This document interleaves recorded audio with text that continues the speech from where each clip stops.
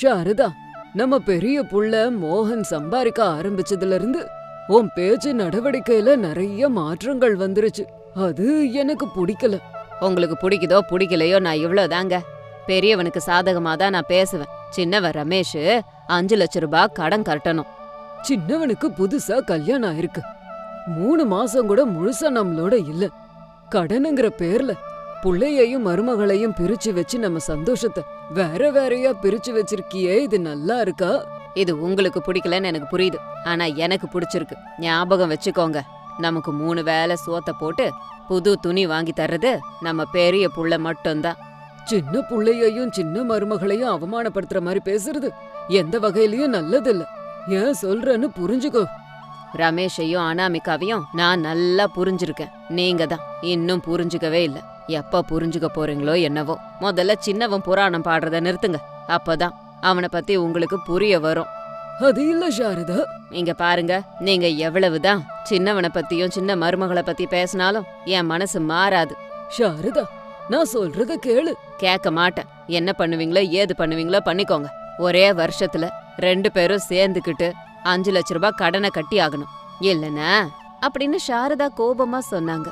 பிரசாத் சோகமா அந்த இடத்த விட்டு போயிட்டாரு. பெரிய மகனும் பெரிய மருமகளும் வெளியூர்ல பெரிய வேலை பார்த்துக்கிட்டு நிறைய பணம் சம்பாதிக்கிறாங்க. உங்களை மகாராஜா மாதிரி வச்சு பாத்துப்பாங்க. நம்ம அங்க போலான்னு சொன்னா சின்ன பையன் சின்ன மருமகன்னு இந்த இடத்த விட்டு நகர மாட்டுறாரு. என்ன மனுஷனோ இவரு அப்படின்னு சொல்லிக்கிட்டே கிச்சனுக்குள்ள போனாங்க. ஊருக்கு கொஞ்ச தூரத்துல பாழடைஞ்ச ஒரு ட்ரெயின் இருந்தது. அதுல வாழ்ந்துகிட்டு இருந்த ரமேஷ் அனாமிகா கிட்ட வந்தாரு பிரசாத். வாங்க மாமா, வந்து உட்காருங்க அப்படின்னு போட்டிருந்த கட்டளை காமிச்சா அனாமிகா. பிரசாத் அதுல வந்து உட்கார்ந்தாரு. என்னம்மா இதெல்லாம்? சரி, ரமேஷ் எங்க? பக்கத்துல இருக்கிற காட்டுக்கு விறகு வெட்டுறதுக்கு போயிருக்காரு. வந்துருவாரு. 1 வருஷத்துக்குள்ள கட்ட வேண்டிய கடனை பத்தி என்ன யோசிச்சிருக்கீங்கம்மா?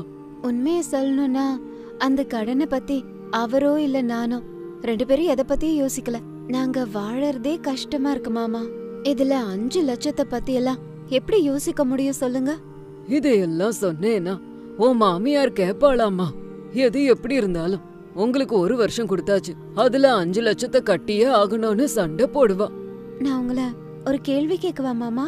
கேளுமா, என்கிட்ட எந்த கூச்சமும் வேண்டாமா. வெக்கப்படாம கேளு. உங்க அப்பா உன்னை என் கையில ஒப்படைக்கும் போது அவர் சொன்ன வார்த்தைகள் எனக்கு ஞாபகம் இருக்குமா? நான் உன் அப்பந்தான். என்ன ஒண்ணு, உன் மாமனார் ரூபத்துல இருக்க, அவ்வளவுதான். எங்க கல்யாணம் ஆறதுக்கு முன்னாடி என் புருஷன் உட்கார்ந்து சாப்பிட்டாரா மாமா? இல்லம்மா, ரமேஷ் என்னைக்கும் வெட்டியா இருந்ததில்ல.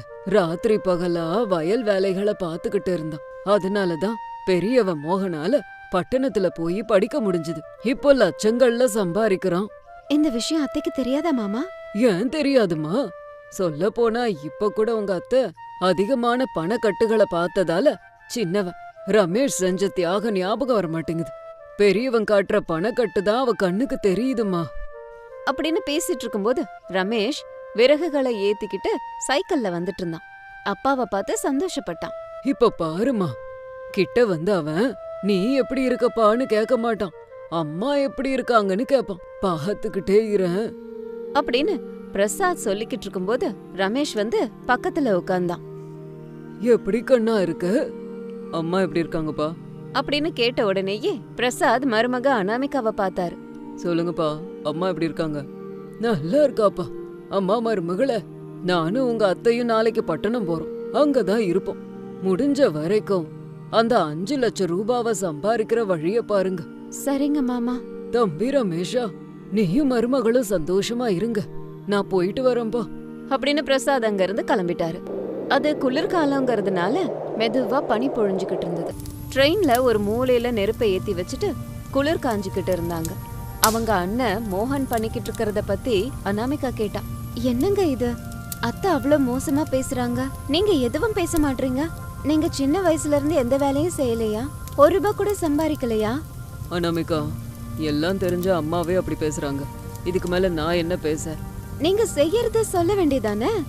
நான் எப்ப இருந்து விவசாயம் பண்ணிக்கிட்டு இருக்கேன், எதுக்கு செஞ்சிட்டு இருக்கேன்னு அப்பாவை விட அம்மாக்கு தான் நல்லா தெரியும். ஆனா அப்படி இருக்கும்போது அப்படின்னு சொல்லிட்டு இருக்கும்போது ஒரு பெரியவரு குளிர்ல நடுங்கிக்கிட்டு அவங்க கிட்ட வந்தாரு. அவர் மயங்கி விழுந்ததை பார்த்ததும் ரமேஷும் அனாமிகாவும் அவருக்கு உதவி செஞ்சாங்க. அவரை கட்டில்ல படுக்க வச்சாங்க. அவருக்கு தேவையான சேவைகளை செஞ்சாங்க. நேரம் அப்படியே போச்சு. கொஞ்ச நேரம் கழிச்சு கண் முழிச்சாரு. பசியா இருக்குன்னு சொன்னாரு. அவருக்கு அனாமிகா ஒரு இலைய போட்டு சாப்பாடு போட்டா. அந்த தாத்தா சாப்பாடு சாப்பிட்டாரு. அதுக்கப்புறம் ஒரு மகரிஷியா மாறிட்டாரு.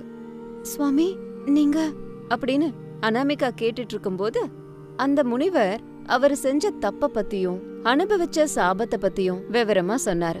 அத கேட்டதும் நம்மளால இந்த சாமியாருக்கு சாப விமோச்சனம் கிடைச்சிருக்கு அப்படின்னு 2 பேரும் சந்தோஷப்பட்டாங்க. இந்த குளிர்ல எங்க எப்படி இருக்கீங்க? உங்க ஊருக்கு போகலாமே. நாங்க இங்கதான் இருக்கணும் சுவாமி அப்படின்னு மருமக அனாமிகா அவளோட கஷ்டத்தை பத்தி சொன்னா. கவலைப்படாதம்மா, உங்க 2 பேருக்கும் நல்ல காலம் பிறந்துருச்சு அப்படின்னு மகரிஷி கண்ணை மூடிக்கிட்டு ஒரு மந்திரத்தை போட்டாரு. அவ்வளவுதான். அந்த ட்ரெயினை சுத்தி மாயமா ஒரு வெள்ளை ஒளி வந்துச்சு. அது அனாமிகா ரமேஷ் கண்களுக்கு தெரியல.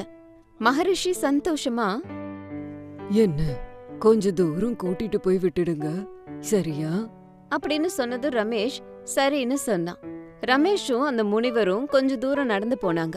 அப்போ ரமேஷ் அந்த ட்ரெயினை சுத்தி இருந்த கதகதப்பான சூழ்நிலைய கவனிக்கல. மகரிஷிய அனுப்பி வச்சுட்டு திரும்பவும் ட்ரெயினுக்கு வந்தான். இப்படியே நாட்கள் போச்சு. இந்த பக்கம் பட்டணத்துல இருந்த மோகன் வீட்ல சாரதாவும் பிரசாதும் கவலையோட கண்ணீர் விட்டுக்கிட்டு இருந்தாங்க. பெரிய புள்ள, பெரிய மருமக எங்களை அப்படி பாத்துப்பான்னு சொன்னியே, அது இதானா? என்ன மன்னிச்சிருங்க. இங்க வந்ததுக்கு அப்புறமா 2 பேருக்குள்ளயும் இவ்ளோ பெரிய மாற்றம் வரும்னு நான் நினைக்கவே இல்ல. நம்ம ஊருக்கு போயிரலாங்க. மகனும் மருமகளும் ஆபீஸ்ல இருந்து ராத்திரி வந்ததுக்கு அப்புறம் சொல்லிட்டு போகலாம். நான் சொன்னா மருமக வார்த்தையாலே என்ன வதைப்பா.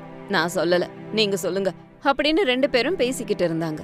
அன்னைக்கு ராத்திரி அனாமிகா ரமேஷ் இருந்த ட்ரெயின் கிட்ட புதுசா திருமணமான ஒரு தம்பதி வந்தாங்க. அந்த ட்ரெயினுக்கு பக்கத்துல கதகதப்பா இருக்கிறத பத்தி சொன்னாங்க. ரமேஷும் அனாமிகாவும் கூட அதை கவனிச்சாங்க. எதனால இப்படி நடக்குதுன்னு ஒன்னும் புரியலையே. எது நடந்தாலும் நம்ம நல்லதுக்கு தான் நடக்குது. நீங்க ஒத்துக்கிட்டீங்கன்னா இந்த அவகாசத்தை நம்ம வாழ்க்கைக்கு உதவுற மாதிரி மாத்திரலாம். நீ என்ன சொல்ற அனாமிகா? அப்போ அனாமிகா அவளுக்கு வந்த ஆலோசனைய பத்தி சொன்னா. சரி அனாமிகா, நான் உனக்கு எல்லா விதத்திலையும் உதவியா இருக்கு அப்படின்னு ரமேஷ் சொன்னதும் அனாமிகா சந்தோஷப்பட்டா. என்ன செய்யலான்னு சொல்லு, நீ சொல்ற மாதிரி நான் செய்யறேன் அப்படின்னு ரமேஷ் சொன்னதும் அனாமிகா விவரமா விஷயத்த சொன்னா. அன்னைக்கு அப்படியே போச்சு. மறுநாள் காலையில ரமேஷும் அனாமிகாவும் சேர்ந்து காட்டுல இருந்து வெட்டிட்டு வந்த கட்டைகளை வச்சு மேஜைகளையும் உட்கார்றதுக்கு பெஞ்சுகளையும் செஞ்சுக்கிட்டு இருந்தாங்க. சாரதாவும் பிரசாதும் அங்க வந்தாங்க. சாரதா தவற உணர்ந்து தலகுனிஞ்சு நின்னாங்க. வாமா, என்ன அப்படியே நின்னுட்ட? என்ன மன்னிச்சிரு சின்னவனே. அடச்சே, என்ன பேச்சுமா இது? வா வந்து உட்காரு அப்படின்னு மர டேபிள்ல சாரதாவை உட்கார வச்சான். என்னம்மா மருமகளே இதெல்லாம்? இது ட்ரெயின் ரெஸ்டாரண்ட் அத்த. 1 வருஷத்துல 5 லட்சம் கட்டணும். அவரு செய்யற வேலையில 5 லட்சத்தை சம்பாதிக்கிறது சாத்தியமே கிடையாது. அதனாலதான் நாங்க இந்த ஏற்பாடு பண்ணினோம். நல்லா இருக்குடிமா. அந்த நிலம் வீடு மொத்தத்தையும் அவன்கிட்டயே கொடுத்துருவோமாடா. ஆமாம்பா, உங்க 2 பேருக்கும் சுயமா வளர்ற புத்தி இருக்கு. அவனுக்கு அது கிடையாது. ஆபீஸ்ல லஞ்சம் வாங்கினான்னு அவனை துரத்திட்டாங்க. அவன் சொல்ற கதைகளை இங்க இருந்து நம்பிட்டு இருந்தோம். அங்க போனதுக்கு அப்புறம் தான் தெரியுது அவன் என்ன மாதிரி பொழப்ப நடத்திக்கிட்டு இருந்திருக்கான்னு. சரிங்கப்பா, சொத்து எல்லாத்தையும் அண்ணன்கிட்டே கொடுத்துருங்க. எனக்கு எதுவும் வேண்டாம், எனக்கு நீங்க போதும். ஆமா அத்த, நீங்க 2 பேரும் எங்களோட இருங்க, அதுவே எங்களுக்கு போதும். சரி மருமகளே அப்படின்னு 2 பேரும் சொன்னாங்க. அன்னையில இருந்து 2 பேரோடவும் இருந்தாங்க. குளிர்காலத்துல கதகதப்பான ட்ரெயின் ரெஸ்டாரண்ட்டை ஏற்பாடு பண்ணாங்க அனாமிகாவும் ரமேஷும். நாட்கள் அப்படியே போச்சு. ரெஸ்டாரண்ட்டுக்கு நிறைய பேரு கதகதப்புக்காக வர ஆரம்பிச்சாங்க. அதனால அவங்களுக்கு நல்ல பேர் கிடைச்சது. சாரதா, பிரசாத், ரமேஷ், அனாமிகா எல்லாரும் சந்தோஷமா அங்கேயே வாழ்ந்தாங்க.